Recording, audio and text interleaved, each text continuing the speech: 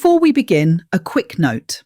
The opinions and analysis shared on Truth Seekers are our own interpretations of published research and should not be used as medical, financial, or professional advice. Always consult qualified professionals for decisions affecting your health or well-being. And with that out of the way, welcome to Truth Seekers. I'm Bill Morrison. And I'm Alex Barrett. Today is November 10th, 2025, and we're talking about the brain training time machine that doesn't exist. Let's get to the truth. Right, so apparently I can reverse 10 years of brain aging by playing games on my computer for 10 weeks. No medication, no surgery, just a subscription to Brain HQ. And I'm basically Benjamin Button.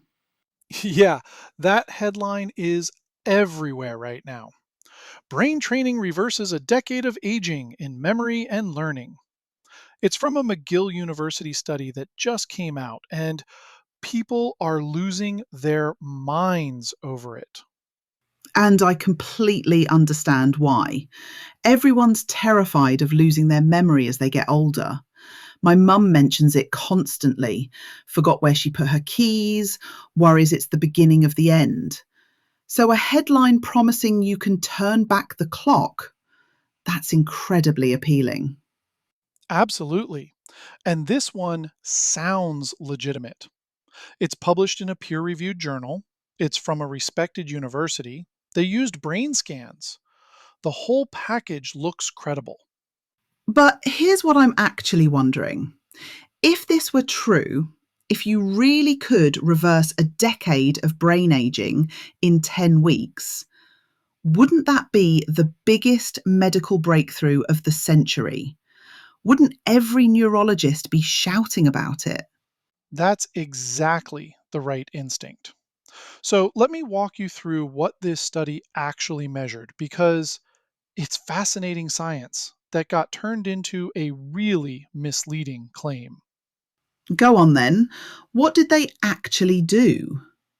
They took 92 healthy adults over 65 and split them into two groups. One group used Brain HQ, these specific speed based training games. The other group played entertainment games like solitaire. Both groups did 30 minutes a day for 10 weeks. So far, that sounds reasonable. Good control group, matched for time and computer use. Right, the methodology is actually solid. Double blind, randomized controlled trial. But here's where it gets interesting. The main thing they measured wasn't memory or learning. It was a biomarker called VH binding that shows up on PET brain scans. Hang on, so they weren't testing whether people's memory actually improved? They did test cognitive function, but that was this imaging marker. Essentially, they're measuring the density of receptors for acetylcholine, which is a neurotransmitter involved in learning and memory. Okay, but surely if the biomarker improved, then memory improved too. That's what the headlines want you to think. But when they tested actual cognitive performance using standard tests, they found no significant difference between the two groups. The p value was 0.25, which means no meaningful improvement. Wait, what? No improvement in actual cognitive function. None that they could detect on the tests they used. The Brain HQ group got better at the specific Brain HQ games they practiced, which, yeah, of course they did. But on independent cognitive tests, no difference. So the headlines are saying reverses aging in memory and learning, but the study found no improvement in memory and learning. That's not a small gap, Bill. That's a completely different claim. It gets worse. Let me explain where that reverses 10 years of aging number comes from because it's basically a math trick. I had a feeling we were heading here. The biomarker, the VHT binding, increased by 2.3% in the Brain HQ group, compared to 0.7% in the control group. Now, previous research suggests this biomarker declines by about 2.5% per decade with normal aging. So the researchers did this calculation. 2.3 divided by 2.5 equals roughly 1 decade. That's it? That's where reverses 10 years of aging comes from? That's it. It's a mathematical projection based on one biomarker in one small region of the brain, measured once after 10 weeks of training. But that's not evidence you've reversed aging. That's like saying, if I slow down how fast my car loses value, I've made it newer. The mileage is still there, the wear is still there, I've just changed one metric. Perfect analogy. And here's the thing, biomarkers like this are what we call surrogate endpoints. They correlate with disease, but they don't prove clinical benefit. The FDA is really clear about this. Just because a biomarker changes doesn't mean patients actually get better. Give me a real world example of that, because I think people assume if something shows up on a brain scan, it must matter. Sure, there have been drugs that reduced amyloid plaques in Alzheimer's patients. You could see it on scans, the plaques were disappearing. But some of those drugs didn't actually improve memory or slow cognitive decline. The biomarker changed, but the patient didn't benefit. So we can't assume that because this acetylcholine receptor density increased, it means anything for actual memory or learning. Especially when they directly tested memory and learning and found no improvement.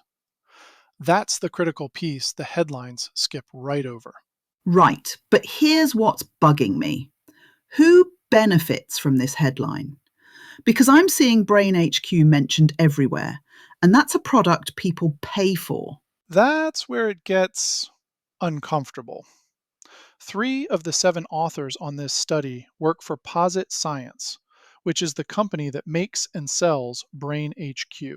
That's quite a conflict of interest. It's disclosed in the paper, which is good, but yeah, if this headline convinces people to buy Brain HQ subscriptions, those authors' employer profits directly. That doesn't mean the science is wrong, but it does mean we should be extra careful about how findings get framed. And reverses 10 years of aging is going to sell a lot more subscriptions than slightly increased an imaging biomarker in healthy older adults with no detectable cognitive improvement. Which is the accurate headline, but somehow less catchy. So, who was actually in this study? Because the headlines make it sound like this is for anyone worried about memory loss. 92 healthy adults, average age around 70, cognitively normal. These weren't people with memory problems or early dementia. They had normal cognitive function at baseline. So, if I'm someone watching my parents struggle with actual memory decline, this study doesn't even apply to them. Correct. And it only followed people for 10 weeks. We have no idea if this biomarker change lasts. 3 months later? 6 months later? No data. This is what frustrates me about health reporting. People are genuinely scared about dementia. They're watching parents or grandparents lose themselves, and then they see a headline promising they can reverse brain aging, and of course they're going to share it, subscribe to the service, tell everyone they know. And here's what makes this particularly frustrating. There actually is some decent long term evidence for cognitive training. There's a study called the ACTIVE trial that followed people for 10 years and found that speed of processing training reduced dementia risk by 29 to 48%. Wait, so cognitive training might actually help? Possibly, but that study was years of training with decade-long follow-up measuring actual dementia diagnoses. That's real clinical evidence. This McGill study is 10 weeks of training measuring an imaging biomarker. Totally different level of evidence. So it's not that brain training is nonsense, it's that this particular study doesn't prove what the headlines claim. Exactly. This is early stage research. Measuring biomarkers is a legitimate first step, but you can't jump from we saw a small change on a brain scan to we reversed aging and improved memory. You need to prove the biomarker change translates to actual clinical benefit. And they didn't prove that. In fact, their cognitive testing showed they didn't. Right, and to their credit, the researchers actually acknowledge this in the paper. They say future studies should use more comprehensive cognitive testing. They're appropriately cautious. But the press releases and headlines aren't cautious at all. That's the gap. The researchers are doing legitimate neuroscience research on neuroplasticity. The media and marketing turn it into a miracle cure for aging brains. So, what should people actually know about keeping their brains healthy as they age? The boring, well established stuff still has the strongest evidence.